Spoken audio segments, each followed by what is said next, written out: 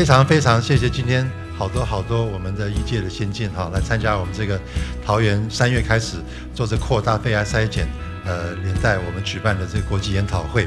我们现在面对的整个大环境，空气污染的环境、工业的环境、路上交通的环境，其实每一个人都很有机会会罹患肺里面长东西。所以我当时在政务委员有幸去主动医院帮他支持，让他来顺利做这个事情。我想这个也是多年前埋下的一个种子，让我在这个选举的时候，一直到上任以后，跟我们卫生局还有我们王副市长努力的要来推这个桃园的这个肺癌筛检。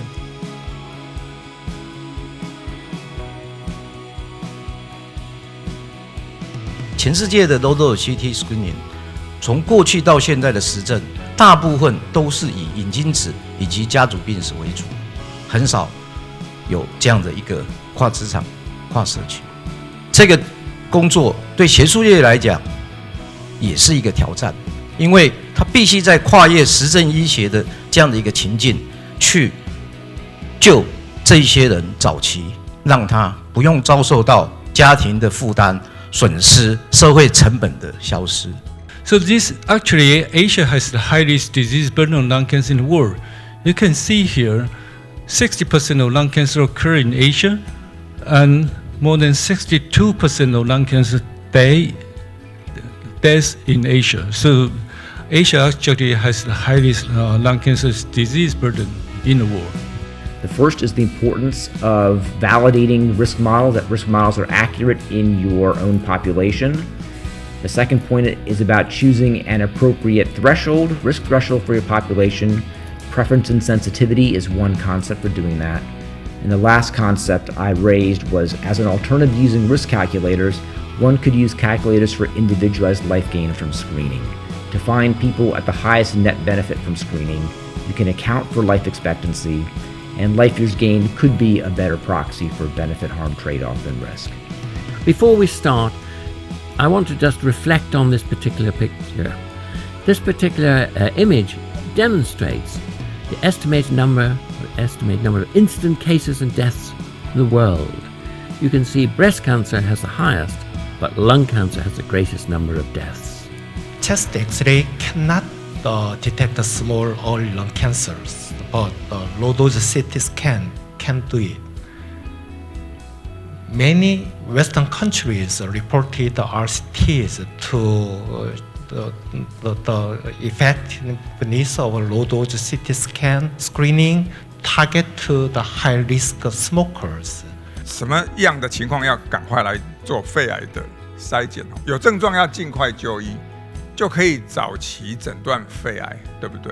这第二个迷思，答案是当然不对。有症状绝对来不及，有症状一定都是第4期，所以绝对不能等到有症状。所以我们建议中央呢，其实真的要可以考虑扩大肺癌筛检的方向，那从年龄层真的高危险，你可以把它年龄层降得更低一点。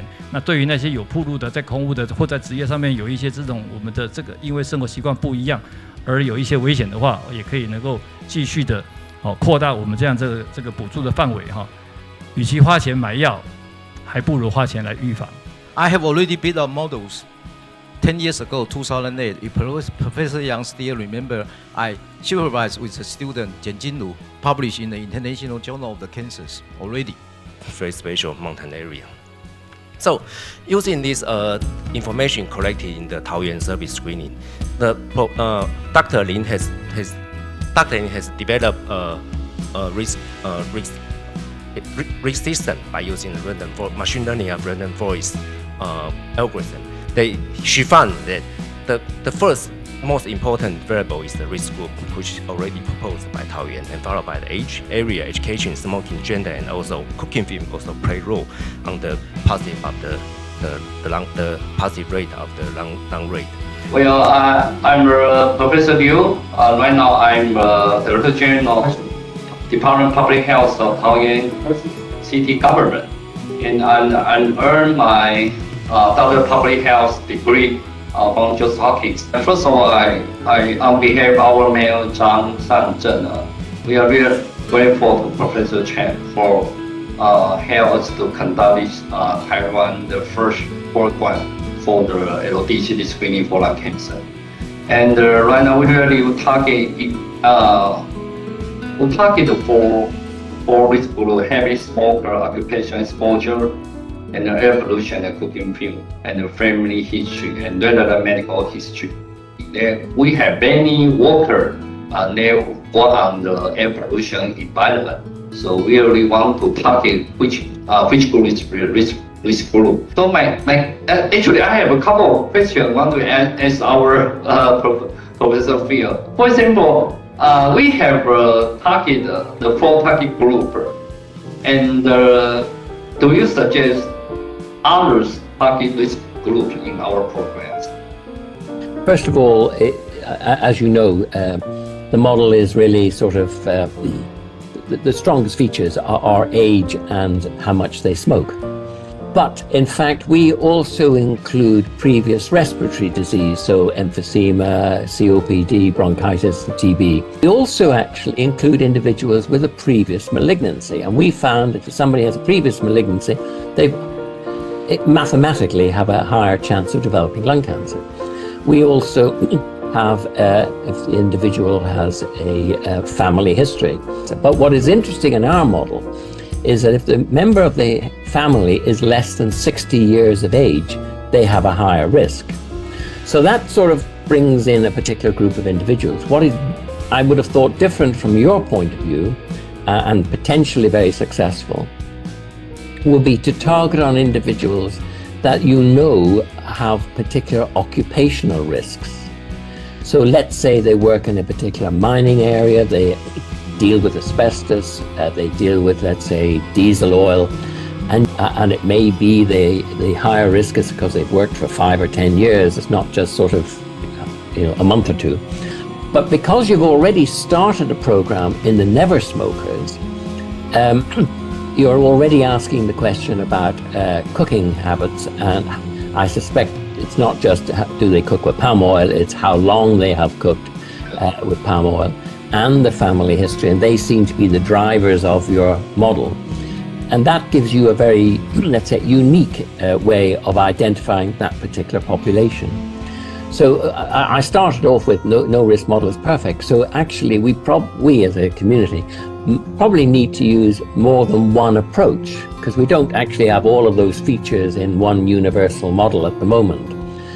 Therefore, if you're asking these questions to your population, you will run through all the various questions for the 2 risk models I'm suggesting, but also for the occupation and also around the cooking oil. And therefore your mathematical, let's say, black box behind will then tell you if that individual is at risk. But I would certainly recommend that you are never going to find all lung cancers. You'd have to actually screen everybody every year. So again, to make this cost effective by having your targeted approach, I think, in my mind, is probably the best way forward. The final question is on behalf of our Mayor Zhang, so I ask the question on behalf of my Mayor Zhang.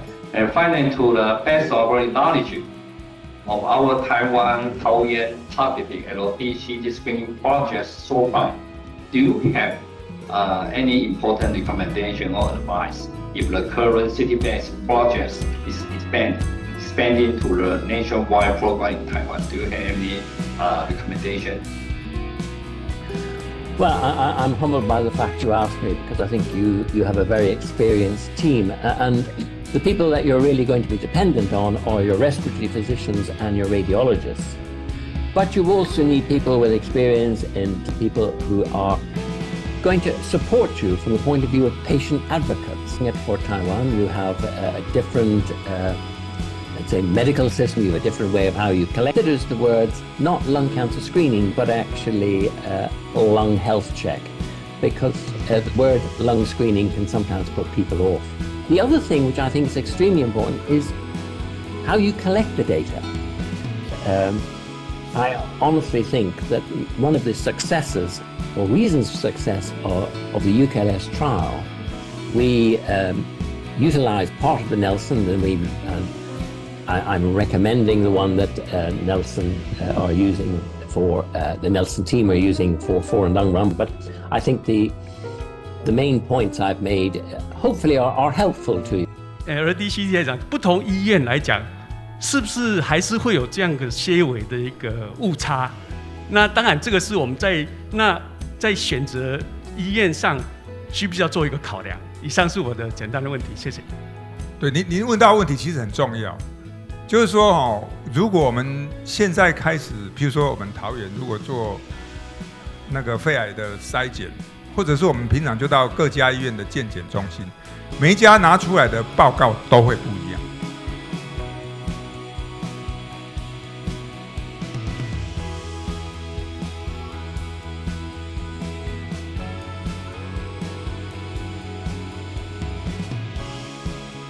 希望借由这样的一个论坛让大家可以真正理解桃园这边推出一个这样的低剂量电脑断层的方案让我们的整个的桃园这边的医院呢能够一起动起来为全部市民朋友的这个健康一起来把关。